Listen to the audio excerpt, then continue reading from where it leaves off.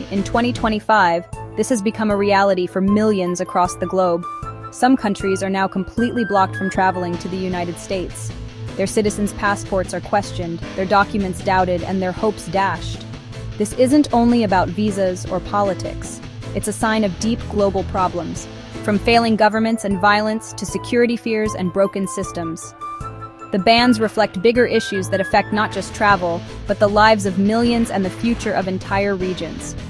Today, we will take you through the top 10 countries banned from entering the United States in 2025. We'll explore the reasons behind these bans, some clear, some shocking, and what this means for ordinary people caught in the middle. Number 10, Afghanistan. But in 2025, it often feels like a warning sign, a red flag that raises suspicion instead of opening doors.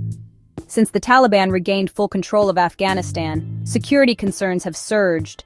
Terrorist groups have started gaining strength again, creating a fear that anyone crossing borders might pose a risk. At the same time, Afghanistan's government systems have broken down.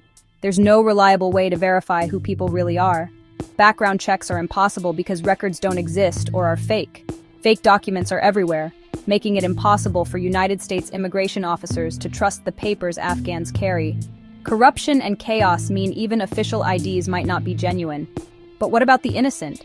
Students, scientists, or families fleeing violence? Should they be punished for something they did not cause? Should being born in Afghanistan automatically close the door on their dreams? This ban raises tough questions. Is it protecting America or unfairly punishing millions? Number 9, Myanmar, also known as Burma. Myanmar's story is one of a nation tearing itself apart. Years of military rule, brutal crackdowns on protesters, and horrifying ethnic violence have shaken the country to its core. The military junta's grip on power is tight and ruthless. The Rohingya crisis remains one of the worst human rights disasters in recent memory. The world watches as innocent people suffer. But beyond the violence, the Myanmar government refuses to share crucial information about travelers. No data, no cooperation, no way to confirm identities. Without this, the United States cannot perform necessary background checks or security screenings. So, it chose to ban entry completely. This ban is complicated. Is it fair to punish all citizens when only the government commits crimes? Does banning Myanmar citizens help stop oppression, or does it leave victims even more isolated? A country facing ongoing instability also found itself on the banned list in 2025. Years of political turmoil, including multiple coups and military interference, have left Chad's government unable to provide trustworthy information on its people. Security officials worry about extremists moving across the borders and the inability to track who's safe or not. For the United States, the risk of letting someone dangerous in is just too high without proper checks. But what about the young Chadian student who earned a scholarship to study abroad? Or the family hoping to reunite with loved ones? Are they now caught in the crossfire of politics? Number 7, Eritrea. Eritrea is, honestly, one of the world's most secretive countries. Its government, tightly controls information and refuses to cooperate with international security systems. The country doesn't issue widely trusted identification documents, making it almost impossible to verify travelers. In addition, Eritrea forces nearly all young people into long-term military service. Some even call it a form of slavery. This raises concerns about forced migration and hidden connections to militant groups.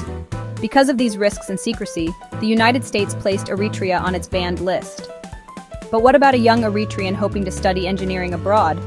When even passports are not trusted, dreams are often crushed. Isolation breeds suspicion, but it also creates desperation. Number 6, Iran. Iran's ban from the United States didn't appear suddenly. It is the result of years of political tension and security concerns. The country refuses to share reliable information about its travelers. Background checks and intelligence sharing are almost non-existent. The United States still considers Iran's Revolutionary Guard Corps a terrorist group, and their influence in everyday Iranian life blurs the lines between government and threat. Passport issuance in Iran is often politicized, depending on loyalty or power rather than legal process. But ordinary Iranians with no involvement in politics or conflict are caught in the middle. Many just want to live peaceful, better lives. Is it just to deny them entry because of their government's actions? Number 5, Libya. Libya's story is, well, a harsh one. Since the fall of its government, the country has descended into chaos. Rival militias control different regions. There's no central authority to manage borders or verify identities. Fake passports are common, and human traffickers operate openly. Terrorist groups take advantage of the disorder. The United States sees too much risk and shut the doors on Libyan travelers. But what about the doctor trying to flee war, or families looking for safety? When your government disappears, can you prove who you really are? Number 4, Somalia. Somalia has been trapped in conflict for decades. With extremist groups like Al-Shabaab controlling parts of the country and no functional government issuing reliable documents, Somalia became a no-go zone for U.S. immigration. Fake passports and documents flood the region. It's nearly impossible to tell who is escaping terror and who might be linked to it. Yet everyday Somalis, teenagers dreaming of education or mothers seeking peace, pay the price. Is it fair that their hopes are crushed by years of instability beyond their control? Number 3, Sudan. Sudan's ongoing civil war has shattered its institutions. The government has collapsed, passports can't be trusted, and no one knows who is coming or going. In 2025, the U.S. closed the door completely, but the ban affects more than just numbers.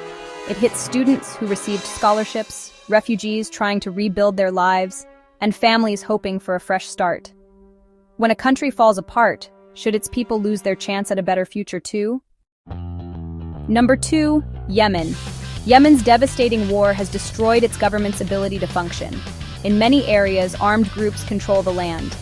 Terrorists operate with little resistance, no proper records exist, and travel documents are often fake or sold illegally. Because of this, the United States banned all travelers from Yemen in 2025. Yet many Yemenis leave their homes to survive, not for luxury. Teachers, nurses, children, should they be punished because their government failed? Where do we draw the line between protecting security and showing compassion? Number 1, Haiti. Haiti is the newest country added to the United States ban list, and its story is perhaps the most heartbreaking. The government has almost collapsed under the weight of violence, gang control, poverty, and natural disasters. Gangs control entire neighborhoods. Law enforcement is weak or non-existent. The United States now views every Haitian traveler with suspicion. But what about the student with a scholarship? The father longing to reunite with his children? The survivor searching for peace? They are not criminals. They are just ordinary people trapped in an impossible storm. These 10 countries share something tragic. They are all struggling with broken governments, violence, and failed systems that have pushed the United States to close its borders to their citizens. But behind every statistic is a human story.